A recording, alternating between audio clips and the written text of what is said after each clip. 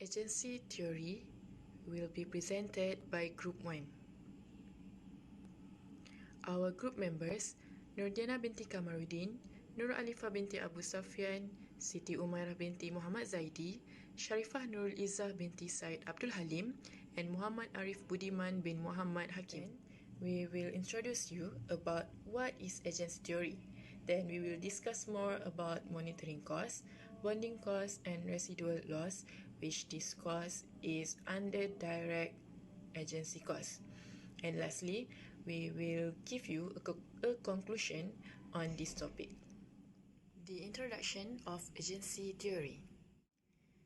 Agency theory are used to understand the relationship whereby a person or a group of persons, the principals, employs the service of another, which is the agent, to perform some activity on their behalf. The agent and principals. Agent has a legal and fiduciary duty to act in the best interest of the principals. There is an assumption that both parties are utility maximized.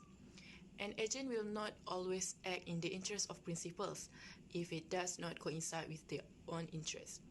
The risks that manager may undertake for having these agent and principals are called moral hazard. If both interests are not aligned, manager probably makes a decision that are not in the best interest of principals. There are two types of agency costs, which is direct costs and indirect costs.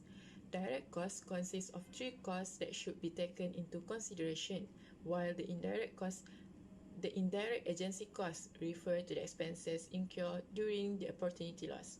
As for example, there is a project that the management can undertake which might result in the termination of their jobs.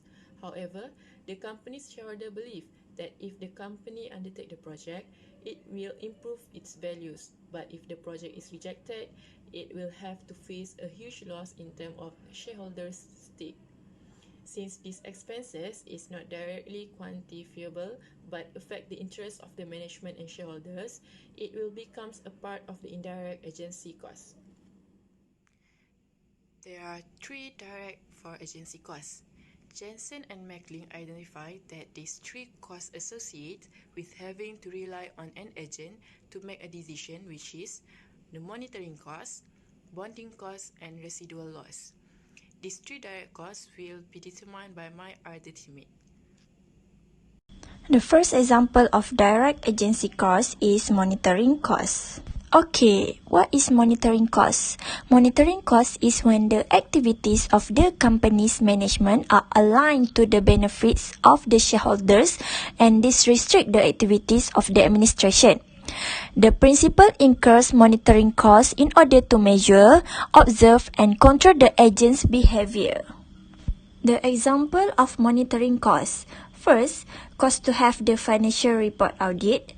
Second, cost to put in place operating rules or set up a management compensation plan which outline what the manager, which is agent, is paid for the service they provide.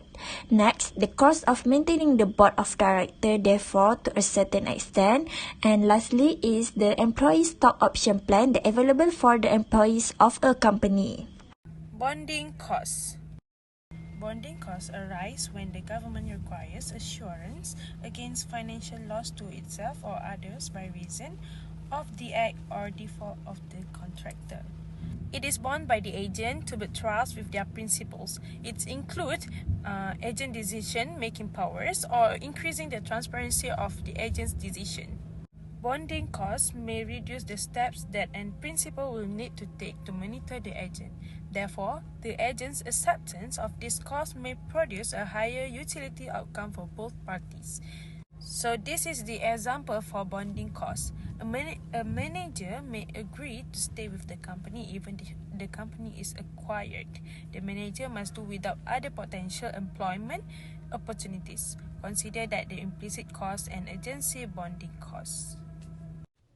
Next is the third direct agency cost, which is residual loss.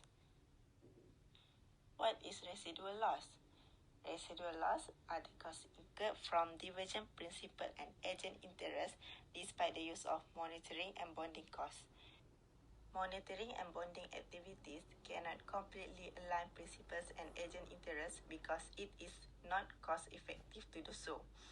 Therefore, the costs associated with the continuing difference are known as residual loss.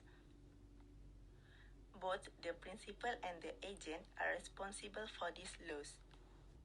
For example, agents use company resources such as stationery or printing facilities for their own use. The loss incurred by the principal because agent's decision do not serve its interest. So it is clear that residual costs incurred by principal.